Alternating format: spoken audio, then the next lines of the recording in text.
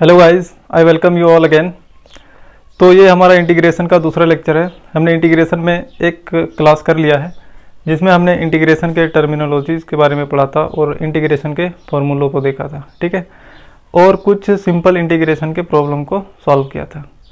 तो आज ये हमारा दूसरा लेक्चर है जिसमें हम पढ़ेंगे मेथड्स ऑफ इंटीग्रेशन के बारे में, ठीक है। लेकिन हम मेथड्स ऑफ इंटीग्रेशन स्टार्ट करें उससे पहले कुछ रिकैप कर लेते हैं। कल जो हमने इंटीग्रेशन के प्रॉब्लम को सॉल्व किया था उसमें हमारा अप्रोच कैसा था, और ये अप्रोच हमारा थ्रू आउट इंटीग्रेशन रहेगा। जब भी हम इंटीग्रेशन के प्रॉब्लम को सॉल्व करेंगे तो हमारा अप्रोच ऐसा ही रहेगा। और वो हमारा अप्रोच कैसा था कि जो भी हमारे पास इंटीग्रेशन के प्रॉब्लम दिए हुए हैं उनको हम सबसे पहले हमारे पास जो स्टैंडर्ड फार्मूले हैं हम उन फार्मूलों में सेट करते हैं, ठीक है। और वंस जब ये हमारे फार्मूले में सेट हो जाते हैं तब हम इसको इंटीग्रेट कर देते हैं, ठीक है। जैसे कल जो हमने एक एग्जांपल लिया था, अगर मैं उसी को सॉल्व करूं तो यहाँ देखते हैं, ठीक है। कल हमारे पास एक प्रॉब्लम क्या था कि integration of 1 minus sign 2x, ठीक है, dx, ये हमने कल सॉल्व किया था। तो हमने वन स्टेप में ही इसको डायरेक्ट इंटीग्रेट क्यों नहीं किया? कल हमने इसको क्या किया था, पहले 1 को हमने लिखा cos स्क्वायर x, क्या लिखा, cos square x plus sine square x minus 2 sine x into cos x, ठीक है। तो पहले हमने 1 को क्या लिखा, cos square x plus sine square x, क्यों? क्योंकि cos square x plus sine square x क्या होता है, 1, ठीक है। उसके बाद साइन 2x का क्या होता है, sign 2x is equal to क्या होता है, 2 sine x into cos x. तो हमने इसको डायरेक्ट इंटीग्रेट क्यों नहीं कर दिया, हम इसको ये स्टेप्स क्यों कर रहे हैं?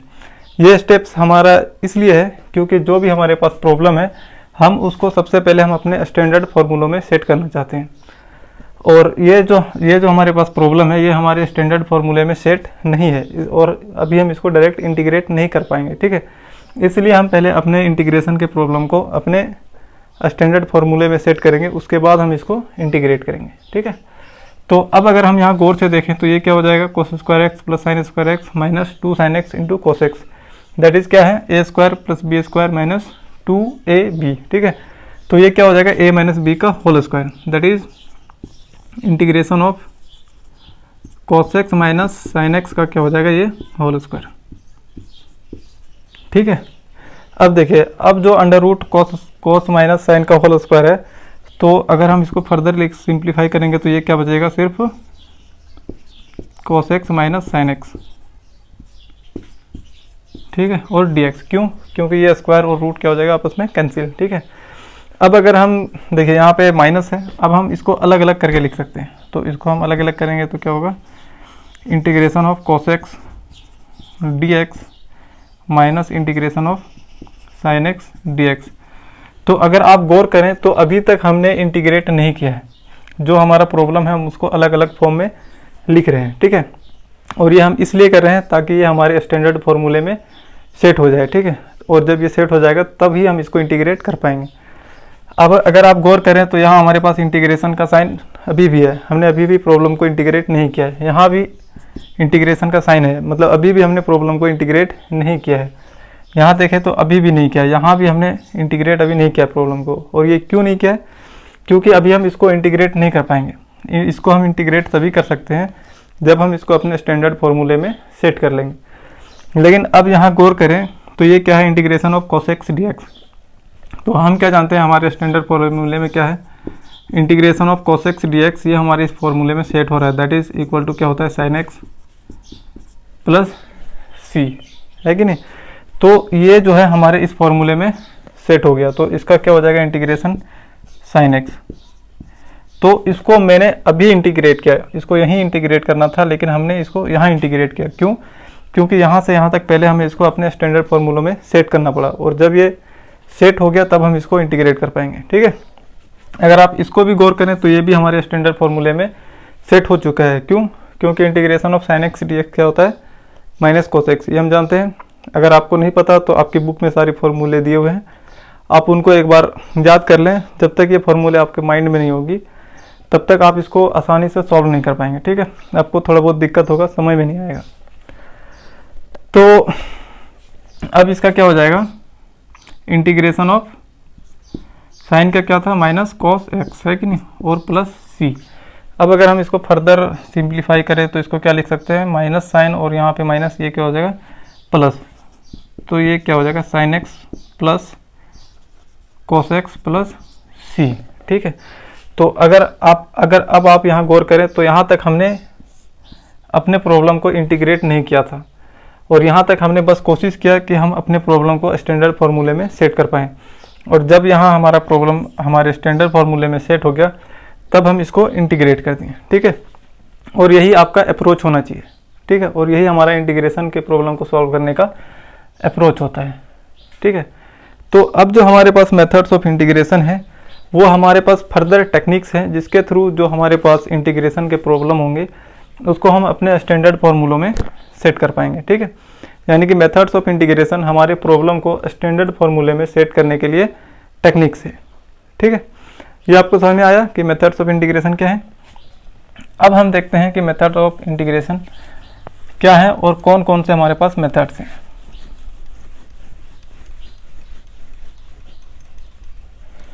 अगर मैं मेथड्स ऑफ इंटीग्रेशन के बारे में बात करूं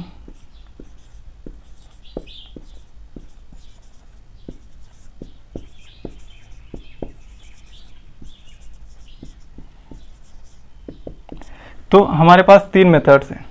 ठीक है, फर्स्ट क्या है हमारे पास, इंटीग्रेशन बाय सब्स्टिट्यूशन। पहला क्या है हमारे पास मेथड, इंटीग्रेशन बाय सब्स्टिट्यूशन। ठीक है, और दूसरा हमारे पास मेथड है इंटीग्रेशन बाय पार्शियल फ्रैक्शन। ठीक है, दूसरा हमारे पास क्या है, इंटीग्रेशन बाय पार्शियल फ्रैक्शन। और थर्ड हमारे पास जो मेथड है वो क्या है, इंटीग्रेशन बाय पार्ट्स। क्या है, इंटीग्रेशन बाय पार्ट्स। तो अभी के लिए हमें 3 मेथड्स ऑफ इंटीग्रेशन के बारे में पढ़ना है, जो कि क्या है, integration by substitution, integration by partial fraction, और थर्ड क्या है हमारे पास, इंटीग्रेशन बाय पार्ट्स। ठीक है, तो हम इन मेथड्स को 1 बाय 1 करके देखते हैं। तो आज जो हम पढ़ेंगे वो हम पढ़ेंगे इंटीग्रेशन बाय सब्स्टिट्यूशन। ओके, सो देखते हैं इंटीग्रेशन बाय सब्स्टिट्यूशन कैसे हम इस टेक्निक का यूज़ करके इंटीग्रेशन के प्रॉब्लम को पहले हम अपने स्टैंडर्ड फार्मूले में सेट करेंगे और फिर हम उसको इंटीग्रेट करेंगे। ठीक है, तो फर्स्ट मेथड क्या है हमारा, फर्स्ट मेथड है integration by method of substitution. ठीक है, तो इस मेथड में हम क्या करते हैं कि हमारे पास जो इंटीग्रेशन का प्रॉब्लम दिया होता है हम उसको किसी दूसरे फॉर्म में चेंज करते हैं ताकि हम उसको अपने फॉर्मूले में सेट कर पाएँ और आसानी से इंटीग्रेट कर पाएँ। ठीक है, जो हमारे पास प्रॉब्लम दिए होते हैं वो जनरली इस फॉर्म में होता है, I equal to integration of F of x D x. ठीक है, हमारे पास जो प्रॉब्लम होता है वो किस फॉर्म में होता है, इस फॉर्म में होता है। ठीक है, तो हम इस मेथड में क्या करेंगे कि यहाँ पे जो इंडिपेंडेंट वेरिएबल या वेरिएबल ऑफ इंटीग्रेशन जो x है इसको हम कुछ अदर वेरिएबल से सब्स्टिट्यूट कर देंगे। ठीक है, लेट अस से x को हम t से चेंज कर देंगे, x को क्या करेंगे, t से चेंज कर देंगे, और जो x होगा उसको हम g ऑफ t से सब्स्टिट्यूट कर देंगे, यानी कि हम x को g ऑफ t पुट करेंगे। ठीक है, तो ऐसे करने से क्या होगा, हम इस फॉर्म को किसी दूसरे फॉर्म में लिख सकते हैं। देखते हैं इन वेरिएबल को चेंज करने के बाद ये हमारा फॉर्म चेंज होके कैसे आता है। ठीक है, तो अगर हम x को t से सब्स्टिट्यूट कर देंगे तो यहाँ पे जो वेरिएबल ऑफ इंटीग्रेशन हो जाएगा वो क्या हो जाएगा, t। ठीक है, जब हम इसको t से सब्स्टिट्यूट कर देंगे तो वेरिएबल ऑफ इंटीग्रेशन क्या हो जाएगा, t। Let us first put x equal to g of t। ठीक है, जब हम इस x का वैल्यू यहाँ पे पुट कर देंगे g ऑफ t तो वेरिएबल ऑफ इंटीग्रेशन क्या हो जाएगा, t। अगर यहाँ पे t आ जाता है तो फिर हमें इस x को dt से सब्स्टिट्यूट करना पड़ेगा, यानी कि इस dx का वैल्यू हमें इन टर्म ऑफ dt चाहिए। तो dx का वैल्यू हम इन टर्म ऑफ dt कहाँ से फाइंड करेंगे, यहाँ से फाइंड करेंगे, और उसके लिए हम क्या करेंगे, इसको बोथ साइड डिफरेंशिएट करेंगे with respect to t। Left hand side करते हैं तो ये क्या होगा, dx अपॉन dt। ठीक है, और right hand side d upon dt g of t। ठीक है, and this is nothing but g dash t। ठीक है, इसको हम g डैश t भी लिख सकते हैं। हमने क्या किया है, बस इसको एक बार डिफरेंशिएट कर दिया है। अब अगर हम यहाँ से dx का वैल्यू फाइंड करेंगे तो वो क्या आएगा, dx is equal to g dash t dt। ठीक है, अब अगर हम इन वैल्यूज़ को यहाँ पे पुट करेंगे तो हम देखते हैं इसका फॉर्म कैसे चेंज हो जाता है। ठीक है, हमारे पास क्या है, i equal to integration of F of x D X. तो हम क्या करेंगे, एक्स को जी ऑफ टी से सब्सटीट्यूट करेंगे और डी एक्स को G dash T D T से, ठीक है। तो ये क्या हो जाएगा, integration of F of G of T, ठीक है, और डी एक्स का वैल्यू क्या हो जाएगा, जी डैश टी डी टी। तो ये क्या हो जाएगा, जी डैश टी डी टी। तो क्या है, जो हमारे पास प्रॉब्लम इस फॉर्म में होता है उसको इस फॉर्म में भी लिखा जा सकता है, ठीक है। तो हम integration by method of substitution में हम क्या करेंगे, हमारे पास जो प्रॉब्लम इस फॉर्म में दिया होगा हम उसको पहले इस फॉर्म में चेंज करेंगे और इसको ऐसा करने से क्या हो जाएगा, हमारा प्रॉब्लम ईजी हो जाएगा, हम उसको अपने फॉर्मूले में आसानी से सेट कर पाएंगे और फिर उसको इंटीग्रेट कर लेंगे, ठीक है। यानी कि उसको इस फॉर्म से इस फॉर्म में चेंज करने के बाद हमारा इंटीग्रेशन का प्रॉब्लम थोड़ा ईजी हो जाएगा, ठीक है। तो इसी टेक्निक को हम लोग क्या बोलते हैं, integration by method of substitution, ठीक है। तो इसको बेहतर तरीके से समझने के लिए कुछ एग्जांपल सॉल्व करते हैं ताकि हम इस मेथड को बेहतर तरीके से समझ पाएँ, ठीक है। तो let us solve one problem कि integration of cos 5x dx, okay. हमें इस प्रॉब्लम को सॉल्व करना है, ठीक है। तो हमारा अप्रोच क्या होता है कि हम पहले अपने प्रॉब्लम को अपने स्टैंडर्ड फार्मूले में सेट करते हैं, ठीक है। तो cos से रिलेटेड हमारे पास स्टैंडर्ड फार्मूला क्या है कि integration of cos x dx क्या होता है, sin x प्लस c। लेकिन आप अगर उससे कंपेयर करें तो यहाँ पे क्या है x और यहाँ क्या है हमारे पास 5x। तो ये हमारे स्टैंडर्ड फार्मूले में सेट नहीं हुआ है, इसलिए हमें इसको हमारे स्टैंडर्ड फार्मूले में सेट करना होगा। और हम इसको अपने स्टैंडर्ड फार्मूले में सेट करने के लिए क्या करेंगे, हम सब्स्टिट्यूशन टेक्निक का यूज़ करेंगे। यानी कि हम क्या करेंगे, हम अपने कुछ इंडिपेंडेंट वेरिएबल को सब्स्टिट्यूट करेंगे कुछ अदर वेरिएबल से, ताकि हम अपने प्रॉब्लम को अपने स्टैंडर्ड फार्मूले में सेट कर पाएँ, ठीक है। तो हम इस 5x को लेटेस्ट से t से सब्स्टिट्यूट करते हैं, ठीक है। लेट अस कंसीडर कि 5x is equal to t, ठीक है। तो अगर हम इस 5x का वैल्यू यहाँ पे t रखें तो ये प्रॉब्लम क्या हो जाएगा, cos t dx, ठीक है। लेकिन जब ये यहाँ पे t हो जाएगा तो हमें क्या चाहिए, अगर मैं इस 5x का वैल्यू t रखूँगा यहाँ पे देखो, तो ये क्या हो जाएगा cos t dx। तो क्या होगा, अभी भी ये हमारे फॉर्मूले में सेट नहीं होगा, क्योंकि यहाँ पे t है तो हमें क्या चाहिए यहाँ dt, ठीक है, dx नहीं, वहाँ क्या चाहिए dt। तो वो dt हमें कहाँ से मिलेगा, वो dt हमें यहाँ से फाइंड करना है, ठीक है। तो यहाँ से dt फाइंड करने के लिए क्या करना होगा, हमें इसको डिफरेंशिएट करना होगा। तो हम इसको बोथ साइड डिफरेंशिएट करते हैं, ठीक है। क्या करते हैं, इसको बोथ साइड डिफरेंशिएट करते हैं, D by D x 5x और right hand side D T upon D x, ठीक है। तो यहाँ से 5 क्या है कांस्टेंट, तो ये बाहर आ जाएगा, तो ये क्या हो जाएगा 5 D x upon D x और इधर D T upon D x, ठीक है। तो ये डी एक्स कितना होगा 1, तो लेफ्ट हैंड साइड क्या बचेगा 5 और right hand side D T upon D x, ठीक है। अब यहाँ से हम डी एक्स का वैल्यू फाइंड कर लेते हैं in term of D T, और वो क्या हो जाएगा डी टी अपॉन 5, ये 5 इधर नीचे आएगा, डी एक्स इधर ऊपर आएगा, ठीक है। तो अब हम इस प्रॉब्लम को कैसे लिख सकते हैं, इसको हम कैसे लिख सकते हैं, जो हमारे पास प्रॉब्लम है integration of cos 5x dx, इसको हम कैसे लिख सकते हैं, 5x को t से सब्स्टिट्यूट करेंगे और dx को dt अपॉन 5 से। तो ये क्या हो जाएगा integration of cos t dt upon 5, ठीक है। अब ये जो 5 है ये क्या है कांस्टेंट, इसको हम बाहर निकाल लेते हैं। तो ये क्या हो जाएगा 1/5, ये क्या हो जाएगा cos t dt, ठीक है। अब अगर हम यहाँ पे गौर करें तो ये हमारा अब हमारे स्टैंडर्ड फार्मूले में सेट हो चुका है। क्यों, क्योंकि यहाँ t है तो यहाँ dt है, तो ये हमारे फार्मूले में सेट हो गया। और इसका इंटीग्रेशन क्या हो जाएगा sin t, ठीक है। तो इसका इंटीग्रेशन क्या हो जाएगा 1/5 sin t and plus c, okay. अब आगे हमें क्या करना है, इस t का जो वैल्यू था जो हमने कंसीडर किया था उसको यहाँ पे पुट कर देना है, ठीक है। तो ये क्या हो जाएगा 1/5 sin 5x प्लस c। तो इसका इंटीग्रेशन क्या निकला 1/5 sin 5x प्लस c। तो यहाँ हमने अपने इस प्रॉब्लम को हमें अपने स्टैंडर्ड फार्मूले में सेट करने के लिए हमने यहाँ पे किस टेक्निक का यूज़ किया, सब्स्टिट्यूशन का, मतलब हमने अपने कुछ वेरिएबल को कुछ दूसरे वेरिएबल से सब्स्टिट्यूट किया ताकि हम अपने प्रॉब्लम को अपने स्टैंडर्ड फार्मूले में सेट कर पाएँ और फिर हम उसको इंटीग्रेट कर पाएँ। ठीक है, तो ये जो टेक्निक है इंटीग्रेशन का, इसको हम लोग बोलते हैं integration by method of substitution. ठीक है, तो हम कुछ और एग्जांपल देखते हैं ताकि हमें ये बेहतर ढंग से समझ में आए। ओके, तो नेक्स्ट प्रॉब्लम हमारे पास क्या है, integration of 2x sine x square plus 1 dx।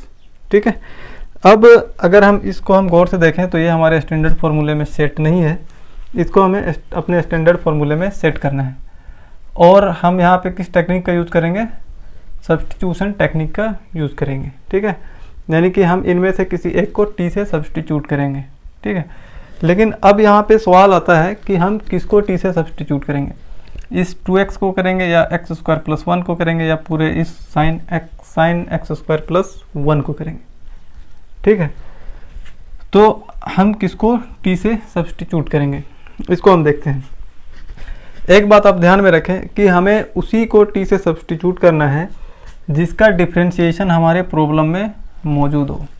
ठीक है, जैसे अगर हम इस 2x को t से सब्स्टिट्यूट कर देंगे तो इसका डिफ्रेंशिएशन हमारे इस प्रॉब्लम में मौजूद होना चाहिए।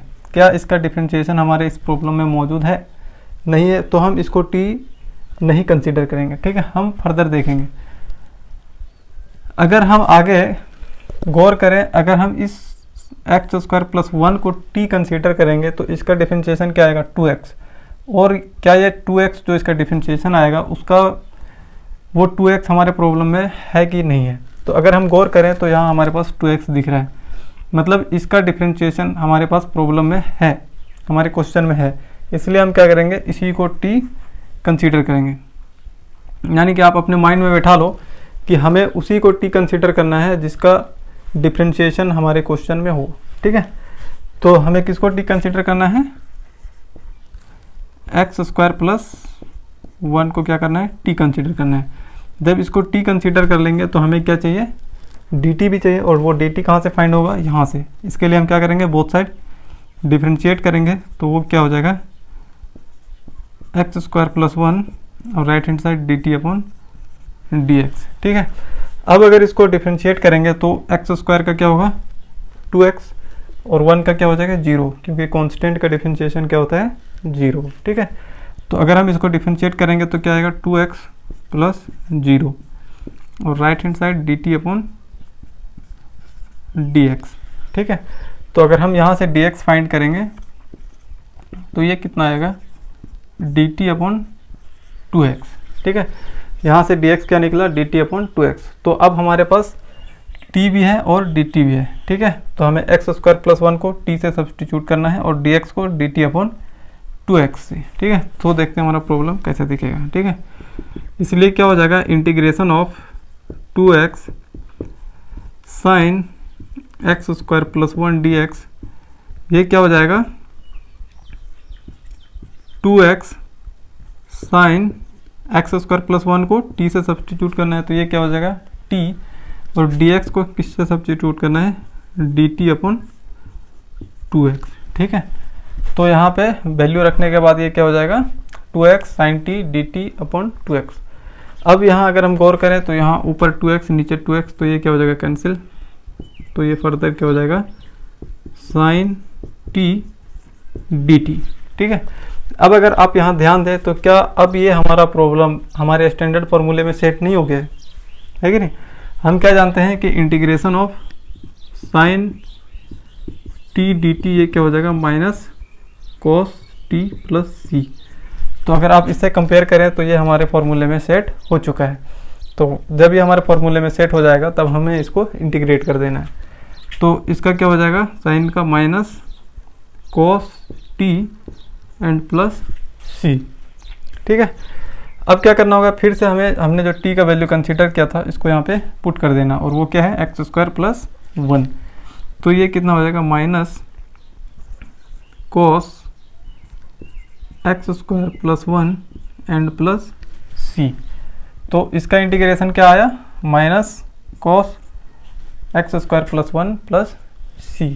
ठीक है, तो यहाँ पे हमने क्या सीखा कि हमें उसी वेरिएबल को या उसी को हमें टी सब्स्टिट्यूट करना है जिसका डिफरेंशिएशन हमारे प्रॉब्लम में मौजूद हो, ठीक है। हमें उसी को टी सब्स्टिट्यूट करना है, ठीक है। प्रॉब्लम हमारे क्या है, integration of sine tan inverse x upon 1 plus X square D x, ठीक है। हमारा नेक्स्ट प्रॉब्लम क्या है, sine tan inverse x upon 1 plus X square D X. अगर हम यहाँ पे गौर करें तो अगर हम इस tan इनवर्स x को t पुट करेंगे तो इसका डिफरेंशिएशन क्या आएगा, 1 प्लस एक्स स्क्वायर, जो कि हमारे प्रॉब्लम में मौजूद है, ठीक है।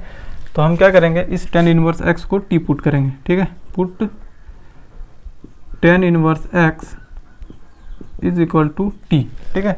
अब हम इसको अगर t पुट करेंगे तो फिर dx को हमें इन टर्म ऑफ dt चाहिए। तो dx in term of dt find करने के लिए हम क्या करेंगे, बोथ साइड डिफरेंशिएट करते हैं। तो d upon dx tan inverse x और right hand side dt upon dx, ठीक है। तो यहाँ से tan इनवर्स x का डिफरेंशिएशन क्या आएगा, 1 अपॉन 1 प्लस एक्स स्क्वायर। क्यों, क्योंकि tan इनवर्स x का डिफरेंशिएशन क्या होता है, 1 अपॉन 1 प्लस एक्स स्क्वायर, और राइट हैंड साइड क्या बचेगा, dt अपॉन dx, ठीक है। अब यहाँ से अगर हम dx का वैल्यू फाइंड करेंगे तो वो क्या आएगा, 1 plus X square dt, okay. dx इधर जाएगा, 1 प्लस एक्स स्क्वायर इधर आएगा, ठीक है। अब हमें क्या करना है, यहाँ पे tan इनवर्स x को t पुट करना है और dx का value 1 plus X square dt put करना है, ठीक है। तो अब देखते हैं हमारा प्रॉब्लम कैसा होगा। Sine tan inverse x upon 1 plus X square dx, ठीक है। हम क्या करेंगे, tan इनवर्स x को t पुट करेंगे तो हमारा प्रॉब्लम कैसा हो जाएगा, sine t, tan inverse x को क्या हमने पुट किया, t अपॉन क्या है, 1 प्लस एक्स स्क्वायर, और dx को क्या पुट करेंगे, 1 प्लस एक्स स्क्वायर dt, ठीक है। अब यहाँ से क्या होगा, 1 plus X square 1 plus X square cancel, तो ये क्या बचेगा, sign t dt।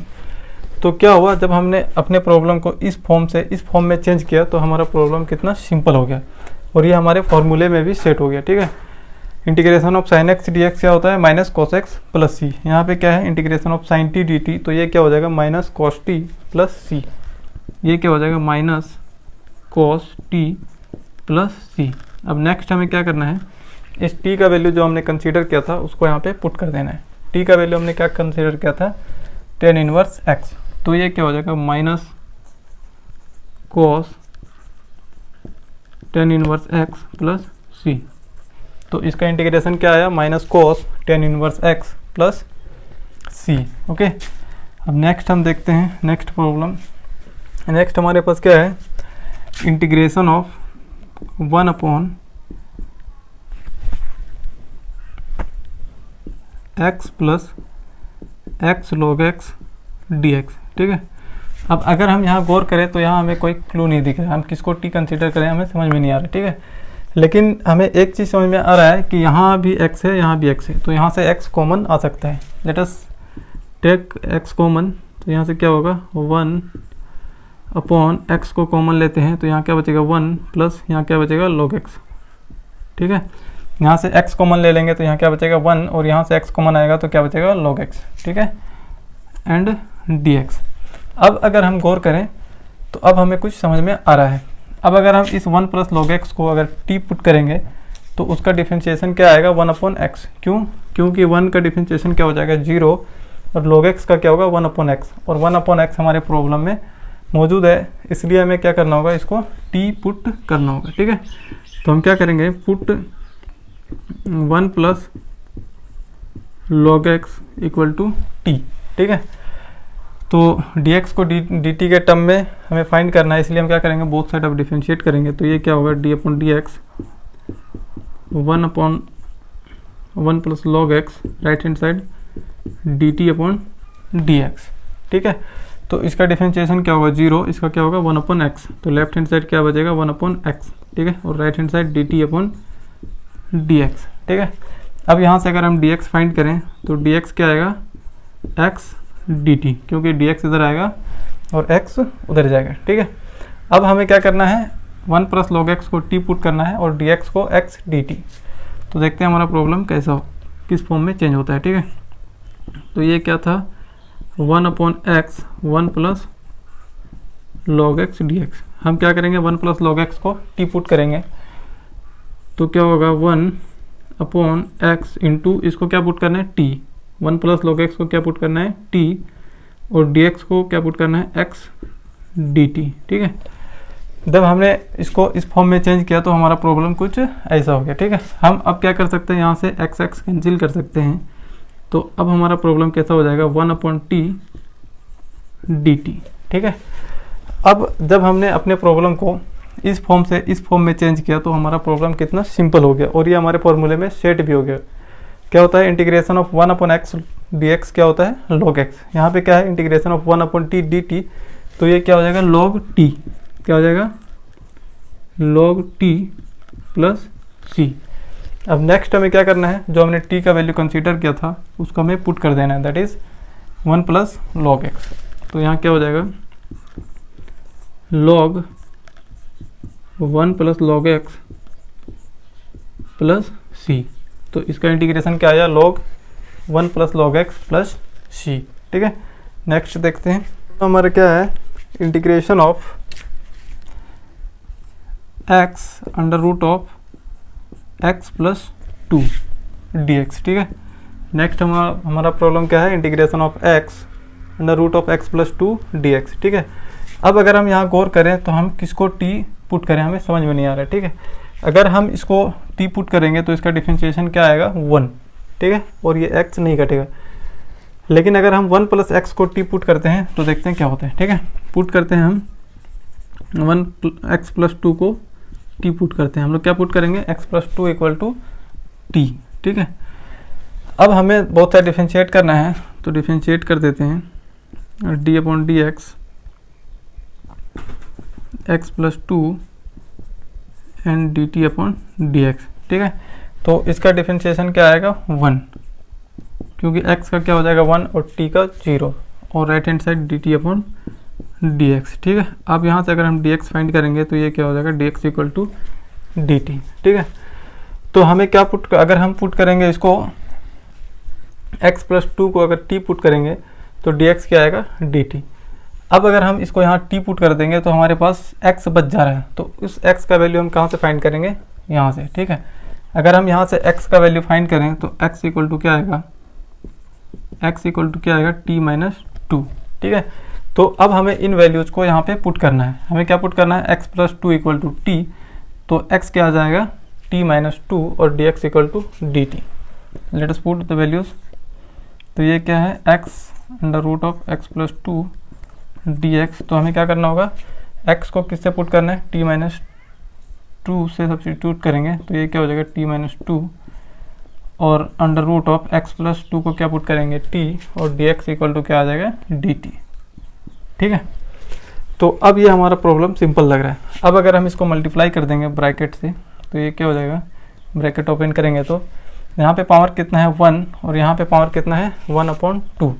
Under root को हम क्या लिख सकते हैं पावर 1/2, पावर 1/2। तो ये क्या हो जाएगा t टू द पावर 3/2। जब मल्टीप्लाई करेंगे तो क्या होगा पावर जुड़ जाएगा। ठीक है, -2 t to the power 1/2 dt। ठीक है, ये यही आएगा। अब हम क्या करते हैं इसको अलग अलग कर लेते हैं, तो ये क्या हो जाएगा integration of t to the power 3/2 dt minus 2 t to the power 1/2 dt। ठीक है, ये क्या आएगा t to the power 3/2 dt minus 2t 1/2t पे पावर 1/2 dt। ठीक है, फर्दर हम इसको सॉल्व करते हैं तो ये हमारे x to the power n वाले फार्मूले में सेट हो चुका है और ये भी x to the power n वाले फार्मूले में सेट हो चुका है। यहाँ से 2 कॉमन ले लेंगे, देखते हैं ये कैसा दिखेगा। तो ये क्या हो जाएगा integration of t to the power 3/2 dt minus 2 बाहर लेते हैं तो क्या होगा t to the power 1/2 dt। ठीक है, अब जब इसको इंटीग्रेट करेंगे तो पावर कितना होगा 1 बढ़ जाएगा, तो कितना हो जाएगा t टू द पावर 5/2। पहले क्या था 3/2, तो 1 बढ़ जाएगा तो क्या होगा 5/2। क्यों, क्योंकि 3/2 प्लस 1 कितना हो जाएगा 3 + 2/2 दैट इज 5/2। ओके, इसीलिए आफ्टर इंटीग्रेशन क्या होगा, पावर क्या हो जाएगा t पे 5/2। उसके बाद हमें क्या करना है, -2, इसका इंटीग्रेशन क्या होगा t⁻3/2 और यहाँ भी अपॉन रहेगा 5/2 एंड प्लस c। ओके, अब इसको रीअरेंज करें तो ये कैसा दिखेगा, ये 2 ऊपर जाएगा 5 नीचे रहेगा, तो ये क्या होगा 2/5 t⁻5/2 माइनस, फिर यहाँ से 2 ऊपर जाएगा तो 2 × 2 क्या हो जाएगा 4/3 t⁻3/2 प्लस c। ठीक है, अब ये इंटीग्रेट हो चुका है। ठीक है, अब हमें नेक्स्ट क्या करना है, जो हमने t का वैल्यू कंसीडर किया था उसको यहाँ पे पुट कर देना है। तो t का वैल्यू हमने क्या कंसीडर किया था, x + 2। ओके, t का वैल्यू पुट करते हैं x + 2, तो ये क्या हो जाएगा 2/5 t का वैल्यू x + 2 पुट करो तो ये क्या हो जाएगा x + 2 5/2 minus 4/3 into x + 2 3/2 plus c। Okay, मतलब हमारे पास क्या है, integration of x into √1 + 2x² dx। Okay, तो हम इसमें क्या करेंगे, 1 + 2x² को t पुट करेंगे। ओके, हम लोग क्या करेंगे, पुट 1 + 2x² = t। नेक्स्ट हम क्या करेंगे, बहुत सारे डिफरेंशिएट करते हैं, तो ये क्या हो जाएगा d/dx 1 + 2x² dt/dx। ठीक है, तो यहाँ से क्या हो जाएगा, 1 का डिफरेंशिएशन क्या आएगा 0 और 2x² का क्या हो जाएगा 4x।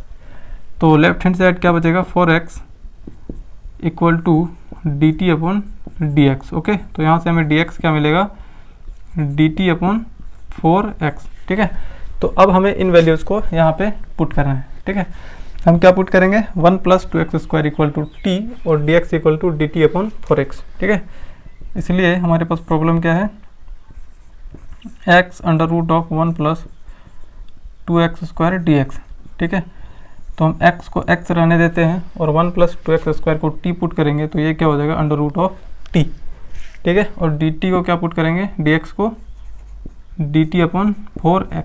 ठीक है, अब हम क्या कर सकते हैं, यहाँ से x और x को कैंसिल कर सकते हैं। ठीक है, और ये 4 क्या है कांस्टेंट, तो यहाँ से 1/4 क्या आएगा बाहर, यहाँ क्या बचेगा √t dt, क्या बचेगा √t dt and this is nothing but 1/4 √t⁻1/2 dt। ठीक है, तो अब ये हमारे x⁴n वाले फॉर्मूले में सेट हो चुका है। ओके, तो यहाँ पे क्या हो जाएगा, आफ्टर इंटीग्रेशन 1/4 t⁻3/2/3/2, क्योंकि इंटीग्रेशन के पहले पावर कितना है 1/2, तो इंटीग्रेशन के बाद एक पावर बढ़ जाएगा। ठीक है, एंड प्लस c। ओके, अब अगर हम यहाँ से गौर करें तो ये 2 1 + 2 2 2 = 4, ये कट जाएगा, तो क्या बचेगा t⁻3/2 ×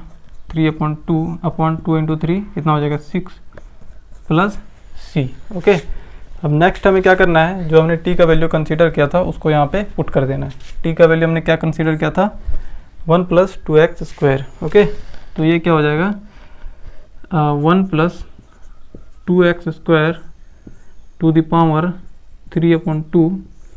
⁵ 6 प्लस c। ओके, तो इसका इंटीग्रेशन क्या आया 1 + 2x² ⁵ प्लस c। ओके, तो इस क्लास को अब हम यहीं पे एंड करते हैं। कल हम एक और लेक्चर लेंगे जिसमें हम इंटीग्रेशन के एक्सरसाइज 7.2 के सारे प्रॉब्लम को सॉल्व करेंगे। ठीक है, और कुछ RS अग्रवाल और कुछ अदर बुक से भी सॉल्व करेंगे। ठीक है, आप पहले खुद से ट्राई करो सॉल्व करने की, और जो आपसे नहीं बनता है वो आप उसको कमेंट करो। ठीक है, और कमेंट में आपको क्या लिखना है, बुक का नेम लिखना है, उसके बाद एक्सरसाइज लिखना है कौन सा एक्सरसाइज का है, और उसके बाद क्वेश्चन नंबर लिखना है कौन सा क्वेश्चन नंबर है। ओके, आपको ये कमेंट करना है। ठीक है, जैसे मान लिया जाए NCERT का एक्सरसाइज 7.2 का क्वेश्चन नंबर 10 नहीं बना है, तो आपको क्या लिखना है, NCERT एक्सरसाइज 7.2 क्वेश्चन नंबर 10। ठीक है, तो मैं समझ जाऊंगा आपको किसमें दिक्कत हो रहा है। ठीक है, और फिर मैं उसका सॉल्यूशन अगले वीडियो में प्रोवाइड करा दूंगा। ठीक है, तो तब तक के लिए आप प्रैक्टिस करो और मज़े में रहो। चलो ठीक है, थैंक यू।